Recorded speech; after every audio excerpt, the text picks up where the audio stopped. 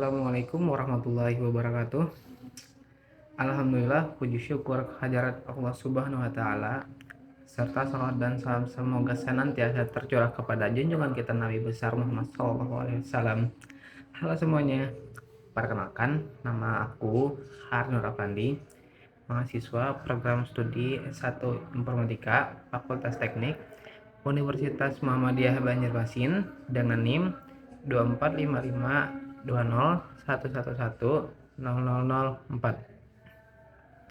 Pada video kali ini saya akan mempresentasikan materi perkuliahan IK mengenai integrasi Islam dan perkembangan sains, iptek, ibadah seni, kesehatan pendidikan, dan ekonomi digital di era modern di bawah bimbingan dosen pengampu Bapak Kamarudin M.Com. Nah, teman-teman, kita tahu bahwa perkembangan teknologi di era digital melaju sangat pesat namun kemajuan modernitas tanpa di awal etika agama bersiko memicu krisis moral. Dalam Islam, ilmu pengetahuan tidak pernah bebas menilai.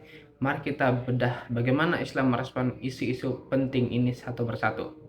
Nah, pertama-tama kita bahas dari segi filsafat ilmu pengetahuan dalam Islam. Filsafat ilmu Islam berdiri dari atas 3 pilar utama, yaitu ada ontologi, mencakup dalam fisik dan metafisik atau gaib. Nah, yang kedua itu ada epistemologi, yaitu menyatukan indera, akal, dan wahyu, serta aksiologi, ilmu terkait nilai untuk kemaslahatan. Yang kedua, jika kita lihat sejarah perkembangan iptek dalam peradaban Islam, masa kemasan Islam di Baghdad dan Cordoba melahirkan penemuan besar, yaitu ada yang pertama itu ada Al-Khwarizmi menemukan aljabar dan konsep algoritma sebagai mahasiswa informatika. Kita paham betul algoritma adalah fondasi utama program komputer dan AI modern saat ini. Yang kedua ada Ibnu Sina memelopori kedokteran modern lewat kitab Al-Qanun fi Atib. Yang ketiga ada Ibnu Al-Haytham memelopori optika eksperimental, kamera obskur, cikal bakal teknologi kamera digital. Yang ketiga terkait etika pengembangan iptek, Islam menaruhkan landasan maqsaid syariah melalui 4 prinsip, yaitu ada prinsip tauhid, maslahah mursalah, la darar, tidak menimbulkan kerusakan atau bahaya, dan wasdiyah ataupun keseimbangan. Nah, yang keempat yaitu mengenal Islam dan sains modern. Kebenaran wahyu atau ayat qauliyah dan kebenaran fenomena alam ayat kauniyah saling melengkapi. Islamisasi sains bertujuan membersihkan paradigma sekuler agar riset ilmiah menjadi media untuk mengagukan sang pencipta. Kelima, bagaimana etika kita di dunia digital dalam Islam dan teknologi informasi. Kita mengenal fikih informasi. Yang pertama itu ada wajib hukumnya melakukan tabayun, yaitu ada di Quran Surah Al-Hujurat ayat 6, atau verifikasi data sebelum sharing untuk mencegah hoax. Yang kedua ada dilarang keras melakukan kejahatan cyber seperti tajasus, meretas, atau mengintai privasi orang lain. Yang ketiga itu ada cyberbullying dan penyebaran konten haram.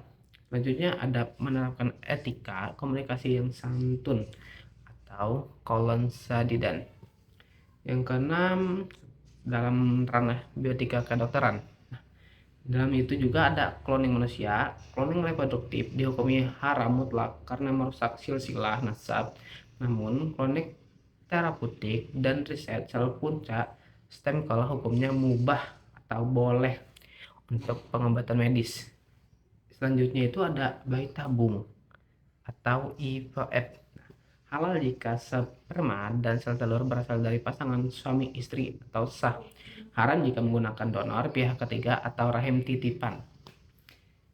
Yang terakhir ini ada transplantasi organ, diperbolehkan demi menyelamatkan nyawa tauhid an-nafs tanpa adanya jual beli organ. Nah, selanjutnya ada juga mengenai Islam dan lingkungan. Manusia adalah khalifah fil ard yang diberi amanah untuk menjaga bumi. Pengerusakan alam dipandang sebagai maksiat ekologis atau fasad fil ard. Islam mengajarkan prinsip keseimbangan, melarang pemborosan air dan energi atau israf, serta mewajibkan penghijauan. Nah, kedelapan tentang prinsip ekonomi syariah dalam era digital. Hukum asal transaksi digital atau e-commerce, fintech, atau dompet digital adalah mubah, yaitu boleh. Namun wajib terbebas dari 3 hal haram, yaitu riba. Contohnya itu ada bunga, pinjol ilegal. Yang kedua itu ada gharar, penipuan atau ketidakjelasan barang. Dan yang ketiga itu ada maisir, judi online atau spekulasi. Selanjutnya juga ada yang kesembilan tentang Islam dan kesehatan. Menjaga kesehatan adalah bagian dari perlindungan jiwa, hib an-nafs.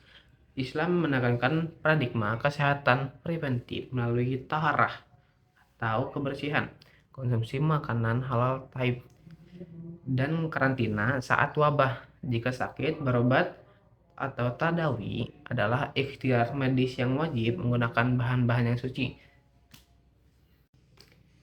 Ke-10 ini ada mengenai Islam dalam pendidikan.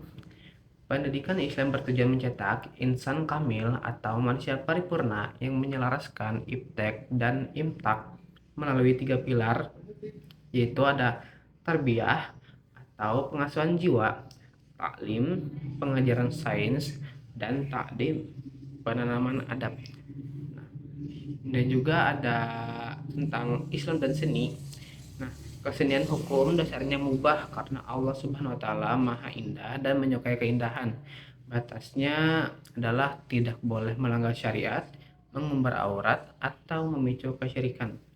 Estetika Islam berkembang pesat pada seni kaligrafi atau khat, arsitektur, geometri, matematis, dan ornamen Arab Swing. Nah, yang terakhir ini ada Islam dan politik global. Politik Islam berlandaskan keadilan dan musyawarah. Dalam konteks kebangsaan dan dunia, Muhammadiyah menerapkan high politics atau politik nilai, menegaskan NKRI sebagai Darul Ahdi wa Syahdah atau negara kesepakatan. Nah, serta aktif menyalurkan diplomasi kemanusiaan melalui Muhammadiyah, Aid bagi korban perang dunia. Nah, teman-teman dan Bapak dosen yang saya hormati, dari seluruh poin yang sudah kita bedah bersama, dapat kita tarik kesimpulan, Islam adalah sistem nilai holistik yang senantiasa relevan di setiap zaman. Solihun li kulli zaman wal makan. Islam tidak pernah memisahkan antara sains, teknologi, ilmu umum, dan etika keagamaan. Integrasi keilmuan berlandaskan tauhid ini adalah kunci utama agar seluruh kemajuan teknologi yang kita ciptakan dapat membawa kemaslahatan hakiki bagi semesta alam atau rahmatan lil alamin. Sebagai saran untuk kita semua, khususnya mahasiswa informatika, kita tidak boleh hanya berfokus menjadi ahli teknis atau ahli kode semata, tetapi kita wajib memegang teguh etika cyber, menjaga keamanan data masyarakat, dan memanfaatkan keahlian teknologi kita untuk dakwah serta kemanusiaan. Demikian yang dapat saya sampaikan pada video kali ini. Terima kasih yang sebesar-besarnya kepada Bapak Kamarudin MKom atas bimbingannya serta teman-teman yang sudah menonton. Mohon maaf apabila terdapat kekurangan dalam penyampaian. Billahi fisabilillah haq wastabiqul khairat. Wassalamualaikum warahmatullahi wabarakatuh.